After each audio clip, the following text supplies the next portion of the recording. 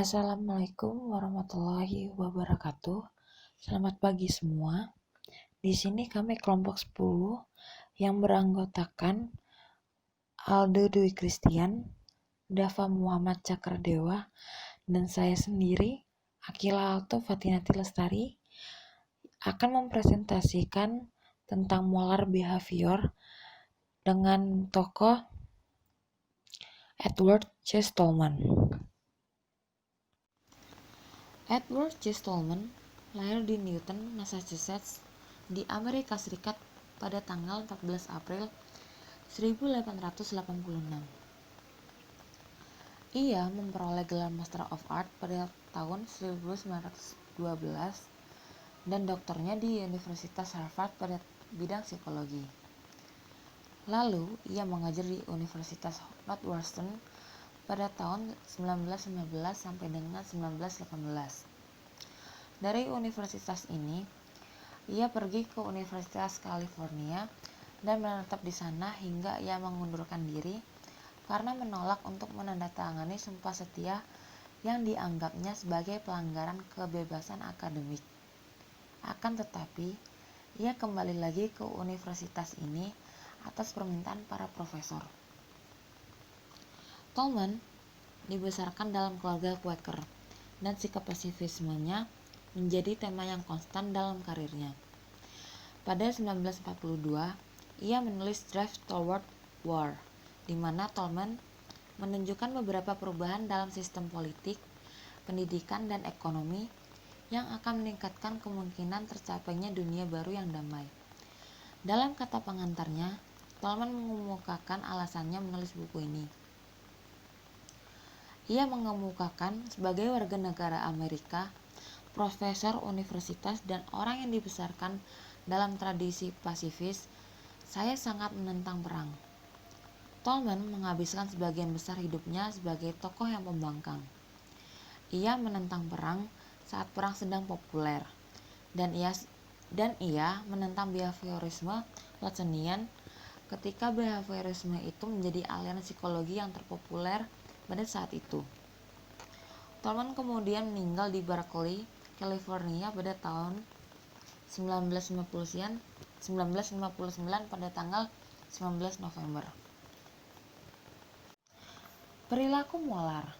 Karakteristik utama molar behavior adalah perilaku tersebut memiliki tujuan atau purposive dan memiliki keterakitan dengan lingkungan luar. Stallman menganggap bahwa seluruh pola perilaku memiliki makna yang akan hilang jika diteliti dari sudut pandang elementistik. Lebih lanjutnya, ia mengatakan bahwa perilaku molar merupakan sebuah gestalt yang berbeda dari serpihan yang menyusun perilaku tersebut. Bentuk perilaku yang dinamakan Stallman sebagai molar, misalnya seperti seekor tikus yang berlari di simpang siur jalan atau maze, seekor kucing yang keluar dari puzzle box, ataupun anak-anak yang saling bercerita tentang pikiran dan perasaan mereka. Yang harus diperhatikan bahwa ketika menyebutkan hal di atas, maka akan melibatkan seluruh otot, kelenjar, kegelisahan sensori, dan motor nerve. Untuk respon-respon seperti di atas, bagaimanapun juga, cukup mengidentifikasi sifat-sifat mereka sendiri. Behaviorisme purposive. Teori Stallman disebut sebagai purposive behaviorism sebab ia berusaha menjelaskan perilaku yang diarahkan untuk mendapatkan tujuan. Perlu ditekankan bahwa Stallman menggunakan istilah purposive sebagai deskripsi saja. Menurut Stallman, istilah purposive digunakan untuk mendeskripsikan perilaku sebagaimana kata lambat, cepat, benar, salah, atau belok kanan yang bisa dipakai untuk menjelaskan perilaku. Innis pada tahun 1999 memperkuat klaim Stallman yang menyatakan bahwa karakter tindakan yang akan terus dilakukan sampai mencapai sesuatu yang dapat dilihat secara langsung didefinisikan sebagai purposive.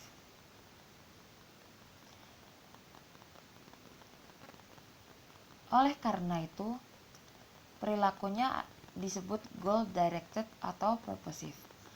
Dalam hal ini, persamaan antara Guthrie dan Tolman adalah bahwa Guthrie berpendapat perilaku tetap berlaku sepanjang pemeliharaan stimuli yang disajikan oleh beberapa status kebutuhan.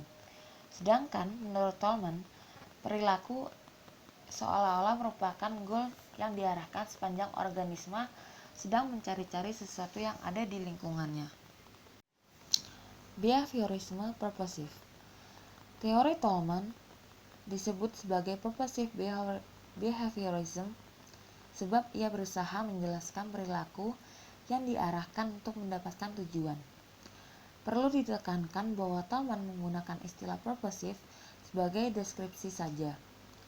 Menurut Tolman, istilah purposive digunakan untuk mendeskripsikan perilaku sebagaimana kata lambat, cepat, benar, salah, atau belok kanan yang bisa dipakai untuk menjelaskan perilaku. Innis pada tahun 1999 memperkuat klaim Tolman yang menyatakan bahwa karakter tindakan yang akan terus dilakukan sampai mencapai sesuatu yang dapat dilihat secara langsung didefinisikan sebagai purposive.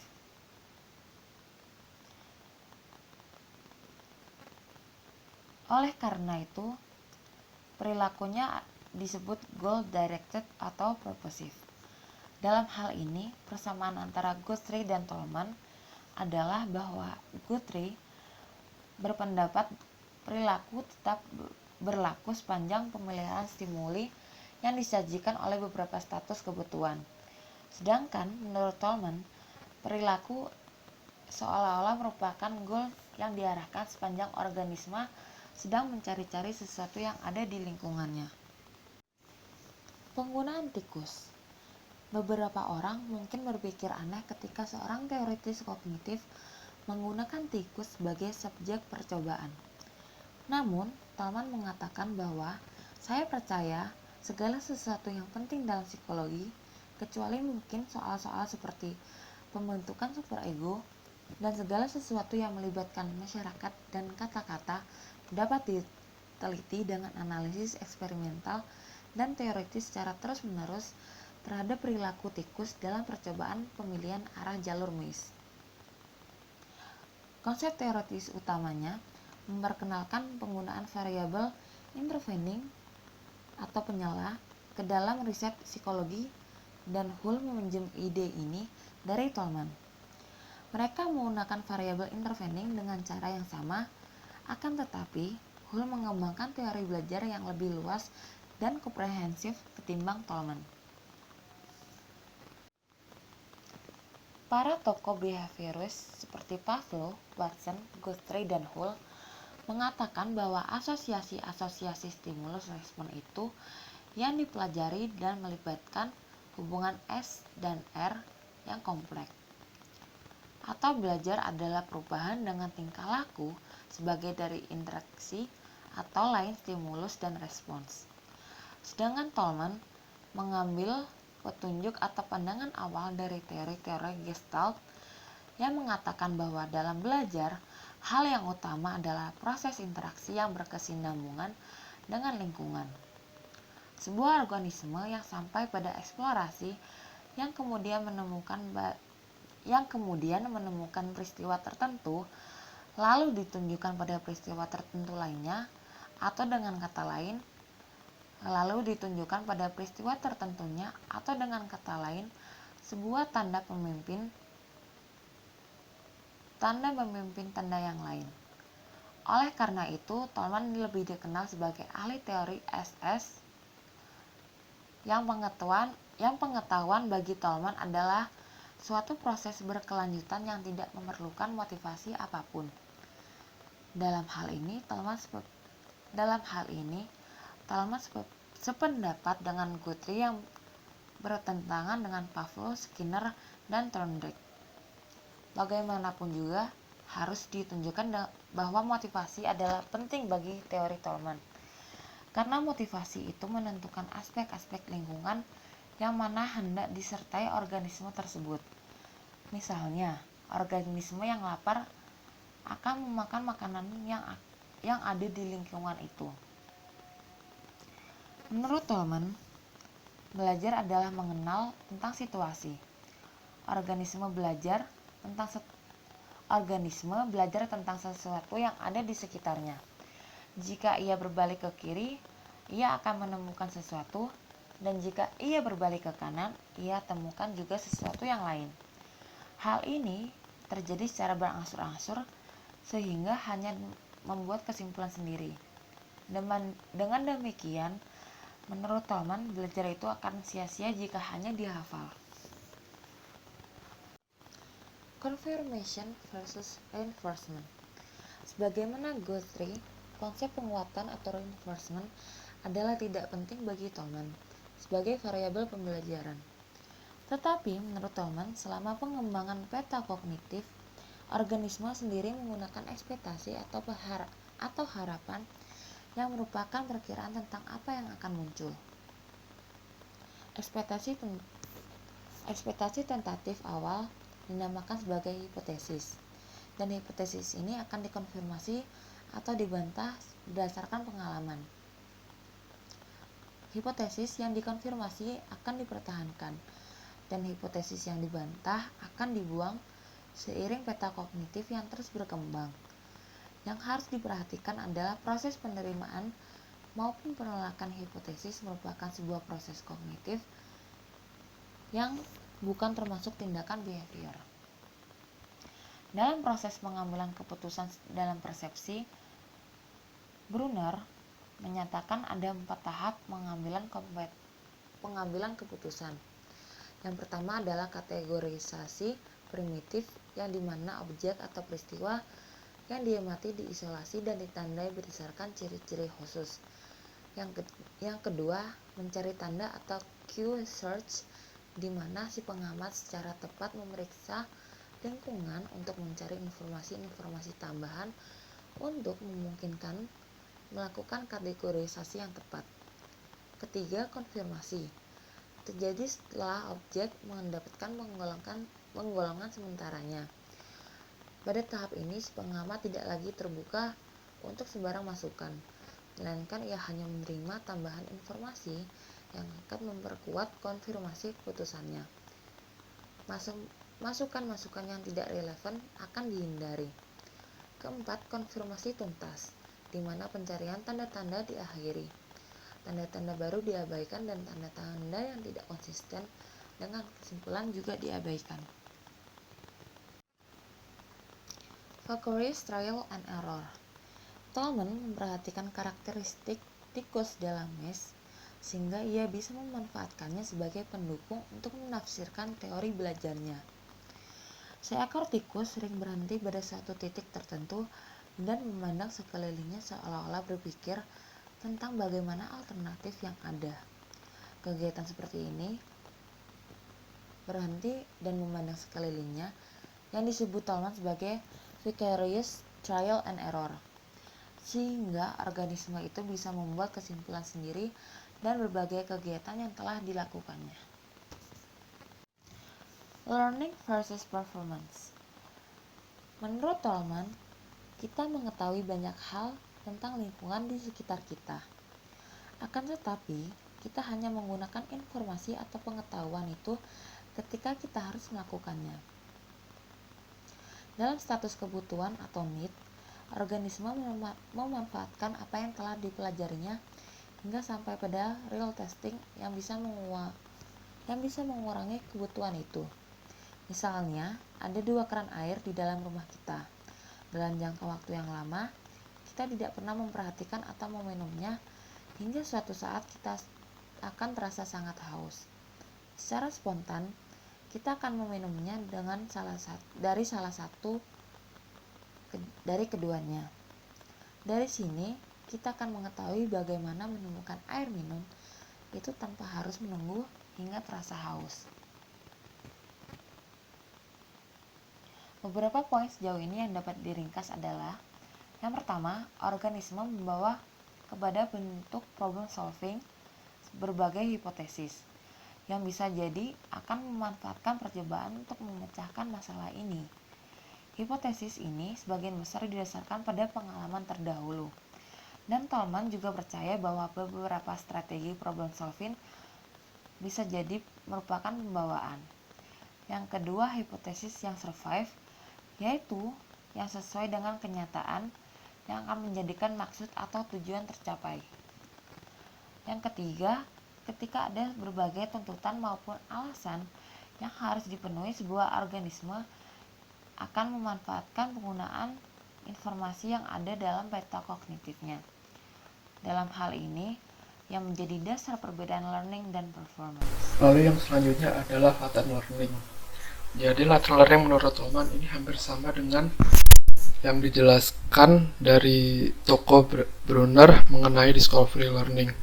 Jadi latent learning menurut Tolman yaitu proses belajar yang tidak diwujudkan dalam performance. Dengan kata lain, latent learning merupakan kemungkinan belajar yang terbengkalai dalam waktu yang amat panjang sebelum hal tersebut diaplikasikan dalam perilaku. Mungkin contoh dari latent learning sendiri itu saat kita masih di semester 3, untuk saat ini kita udah belajar tentang skripsi, mulai dari kita cari judul dan cari bagian-bagian dari skripsi itu sendiri. Tetapi karena kita masih semester 3, kita belum mempunyai ilmu yang cukup untuk membuat skripsi itu sendiri. Jadi kita baru membuat skripsi itu di semester 6 atau semester 7. Jadi ada waktu yang amat panjang untuk sebelum ilmu tersebut diaplikasikan. Lalu selanjutnya ada eksperimen terkenal yang dilakukan Tolman dan Hunziker pada tahun 1930. Eksperimen ini melibatkan 3 kelompok tikus yang ditempatkan dalam sebuah mes, di mana ujung dari mes tersebut diberikan makanan sebagai penguatan. Akan tetapi untuk penguatan ini sendiri hanya diberikan pada kelompok 2 dan kelompok 3 pada hari ke-11 eksperimen itu dilakukan. Jadi ada 3 kelompok, di mana kelompok 1 tidak diberikan penguatan sama sekali selama proses eksperimen itu. Lalu kelompok 2 diberikan penguatan selalu, dan kelompok 3 diberikan penguatan pada hari ke-11. Nah, di sini yang menjadi pusat perhatian dari Tolman yaitu adalah pada kelompok ketiga, di mana kelompok ketiga ini bisa melakukan atau memecahkan mes tersebut meskipun tidak diberikan penguatan sampai hari ke-11 eksperimen itu dilakukan. Selanjutnya ada pelenyapan laten. Di sini beberapa tokoh seperti Pavlov, Hull, dan Skinner memandang bahwa pelenyapan atau extinction merupakan sebuah proses yang aktif. Menurut mereka, agar terjadi sebuah pelenyapan, respon yang telah diperkuat sebelumnya tidak lagi diberikan penguatan. Dalam situasi ini, tingkat atau besaran respon yang diperkuat sebelumnya akan kembali ke level sebelum ia diperkuat. Akan tetapi menurut Tolman, belajar terjadi melalui observasi dan bebas dari penguatan. Sebagai contoh bahwa tikus yang telah belajar ekspektasi SS atau stimulus tertentu menghasilkan stimulus lain. Sebagai contoh bahwa tikus yang telah ditempatkan dalam sebuah mes dan di ujung mes tersebut diberikan sebuah makanan sebagai penguatan. Ada 3 percobaan, di mana percobaan pertama ia diberikan makanan dan di percobaan kedua ia tidak diberikan makanan. Maka bisa saja dalam percobaan ketiga ia tidak akan berusaha untuk menyelesaikan mes tersebut. Dia bisa diam saja, atau mungkin dia berusaha untuk menyelesaikan mes tersebut tapi bisa saja berhenti di tengah jalan. Selanjutnya ada space learning versus response learning. Tolman berpendapat bahwa hewan belajar di mana mereka berada, sedangkan beberapa tokoh dari SR berpendapat bahwa hewan mempelajari suatu respon spesifik berdasarkan stimulus spesifik juga. Tolman dan rekannya melakukan serangkaian percobaan yang dirancang untuk mengetahui apakah hewan adalah organisme yang belajar melalui space learning atau response learning. Percobaan ini dilakukan oleh Tolman, Ricci, dan Kallis pada tahun 1946. Di sini ada 2 kelompok tikus yang dipakai. Mereka masing-masing diberikan 6 kali percobaan setiap harinya atau sebanyak 72 kali percobaan. Di sini ada bagan dari mes itu sendiri dan dari grafiknya itu sendiri. Jadi untuk kelompok yang memakai space learning, mereka diberikan awalan atau mereka memulai dari S1 atau S2, mereka harus berbelok ke arah yang berbeda untuk mendapatkan makanan. Sedangkan mereka yang memakai response learning harus berbelok di arah yang sama. Semisal untuk response learning mereka harus sama-sama berbelok ke kanan. Jadi untuk S1 mereka akan berbelok ke kanan untuk mendapatkan makanan di F1, dan S2 mereka berbelok ke kanan untuk mendapatkan makanan di F2 seperti itu. Untuk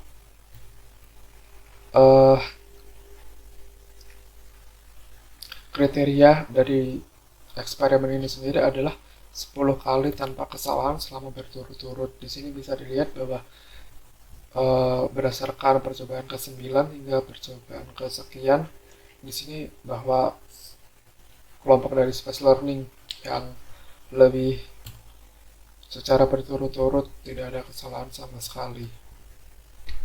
Lalu selanjutnya ada reinforcement ekspektasi. Di sini menurut Tolman, kita belajar sama dengan kita menganalisa situasi, atau terms understanding di sini selalu ada hubungannya dengan Tolman sebagaimana para behaviorist. Dalam suatu problem solving, kita belajar untuk memperoleh cara yang lebih praktis untuk menyelesaikan suatu masalah. Kita belajar untuk mengharapkan terjadinya peristiwa tertentu mengikuti peristiwa yang lain. Semisal seekor binatang mengharapkan mereka mendapatkan makanan di tempat tertentu. Jadi mereka mendapatkan suatu penguatan di tempat tertentu. Namun menurut para ahli teori stimulus respon, mereka berpendapat bahwa merubah reinforcer atau penguatan dalam teori belajar tidak akan mengganggu perilaku sepanjang kuantitas reinforcement tidak dirubah secara drastis. Namun di sini menurut Tolman bahwa ia memprediksikan jika penguatan itu dirubah, maka perilaku akan terganggu. Contohnya gini, kita di sini berharap bahwa suatu tindakan kita menghasilkan suatu tindakan yang lain juga, atau menghasilkan apa yang kita inginkan gitu. Namun jika hal tersebut tidak sesuai dengan yang kita harapkan, maka ya hal tersebut akan merubah ekspektasi kita gitu.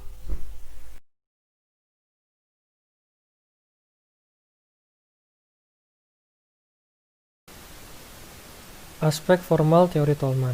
Dalam diagram jalur tersebut, titik pilihan itu adalah tempat di mana tikus akan memutuskan untuk berbelok ke kiri atau ke kanan dalam jalur teka-teki berbentuk T. Tolman berpendapat bahwa rasio perilaku ditentukan oleh pengalaman kolektif yang berasal dari tindakan berbelok ke setiap arah saat di titik pilihan dalam beberapa kali percobaan.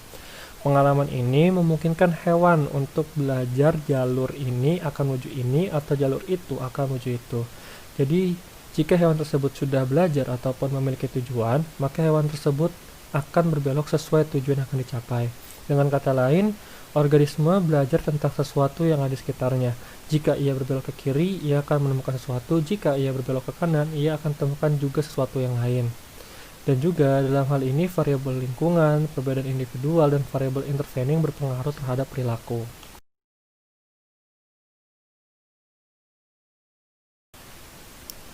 Variabel lingkungan. Tolman memandang sigma OBO sebagai variabel bebas karena ia berpengaruh langsung terhadap variabel terikat, yakni rasio perilaku. Dan dia di dalam kontrol eksperimenter yang menentukan jumlah percobaan latihan. Selain sigma OBO, jumlah variabel bebas lainnya dapat mempengaruhi performa, diantaranya M, jadwal pemeliharaan. Simbol ini mengacu pada jadwal deprivasi hewan, misalnya jumlah jam sejak ia makan. G, ketepatan objek tujuan. Penguat harus terkait dengan keadaan dorongan hewan saat ini. Misalnya, kita tidak akan menguatkan hewan yang haus dengan makanan. S, tipe dan mode stimuli yang disediakan. Simbol ini merujuk pada kemenonjolan sinyal atau petunjuk yang tersedia bagi hewan dalam situasi belajar. R, tipe respons motorik yang diperlukan dalam situasi belajar, misalnya berlari, berbelok tajam, dan lain-lain. P, pola sebelum dan sesudah unit jalur teka-teki, pola tindakan yang perlu dilakukan untuk memecahkan teka-teki seperti yang ditetapkan oleh eksperimenter. Hal tersebut jelas bahwa Tolman tak lagi bicara hanya mengenai belajar di jalur T, tetapi juga belajar jalur teka-teki yang lebih rumit. Variabel perbedaan individual. Selain variabel bebas di atas, ada variabel yang dibawa subjek individual ke dalam eksperimen, yaitu menurut Tolman, variabel yang ada pada diri individu yang berpengaruh dalam belajar, yaitu seperti heredity, age, previous training, and special endocrine, yang membentuk singkatan H. Yang pertama, heredity atau warisan, merupakan faktor keturunan. ini juga mempengaruhi belajar individu. Karena keturunan masing-masing individu berbeda-beda, maka akan membawa hasil belajar yang berbeda-beda juga. Yang kedua, age atau usia. Berkaitan dengan kematangan otak. Belajar akan mencapai hasil yang baik jika kita sertai dengan kematangan dalam memperdalami hal yang sedang dipelajari. Dalam hal ini, umur juga mempengaruhi belajar. Karena terkadang faktor usia yang semakin tua akan berdampak seperti lupa ataupun kepikunan. Yang ketiga, previous training atau latihan. Latihan atau pengalaman yang pernah dialami dan akan mempengaruhi proses belajar. Yang keempat, special endocrine adalah seperti minuman keras, obat-obatan, dan vitamin akan mempengaruhi perkembangan internal. Keadaan tersebut akan berpengaruh pada temperamen, suasana hati atau mood, dan kepribadian seseorang, sehingga akan berpengaruh dalam belajar yang pada akhirnya akan mempengaruhi hasilnya. Tiap variabel perbedaan individu berinteraksi dengan tiap variabel independen, dan kerjasama kombinasi semua variabel ini yang menghasilkan perilaku.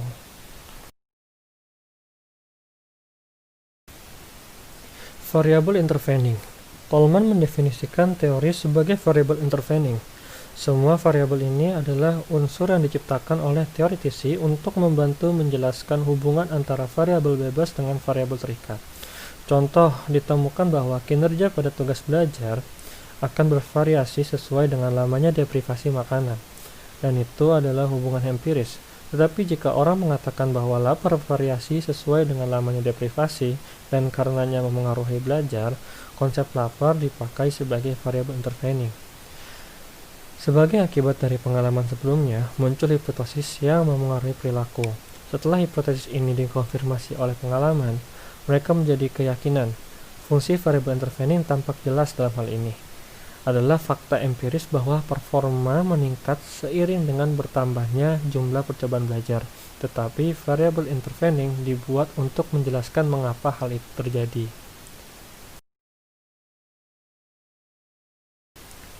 Katesis mengacu pada kecenderungan belajar untuk berhubungan dengan objek tertentu.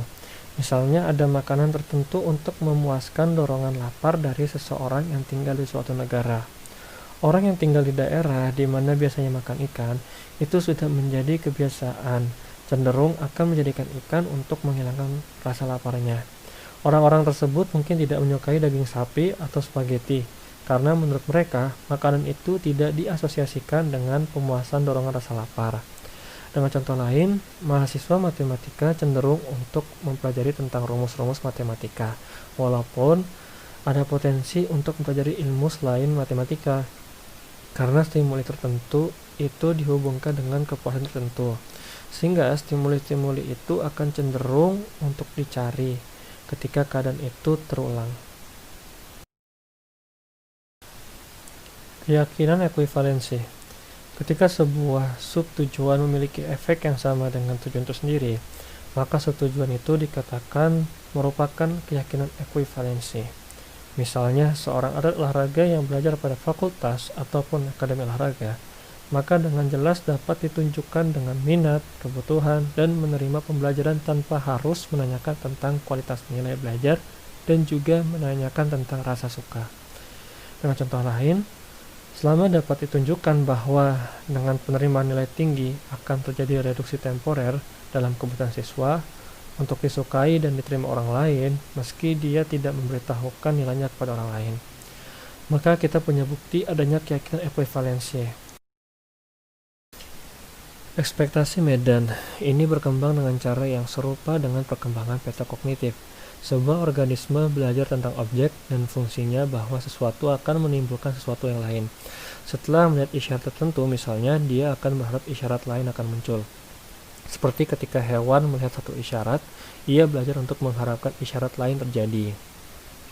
Pengetahuan-pengetahuan umum tentang lingkungan ini digunakan untuk menerangkan belajar laten, belajar ruang, dan penggunaan jalan pintas.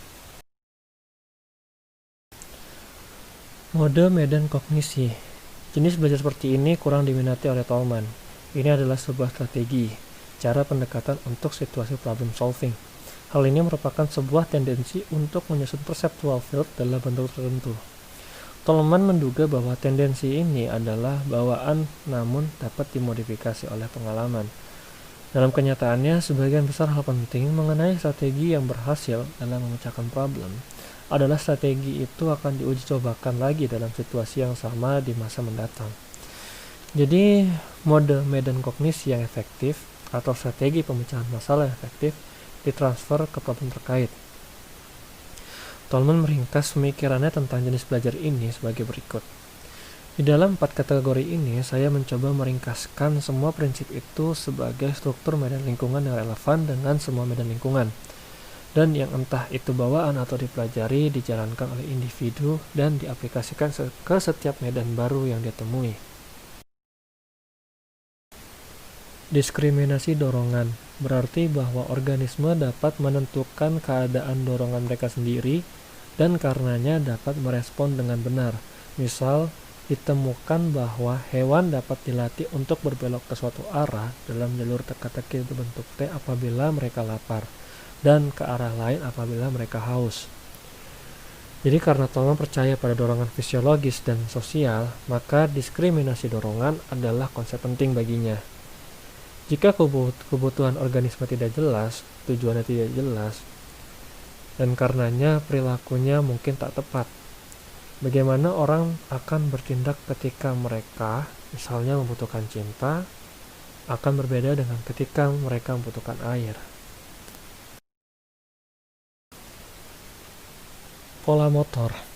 Tolman menunjukkan bahwa teorinya sebagian besar itu terkait dengan ide usaha, bukan terkait dengan ide yang berhubungan dengan perilaku. Belajar pola motor adalah usaha untuk memecahkan kesulitan dan masalah.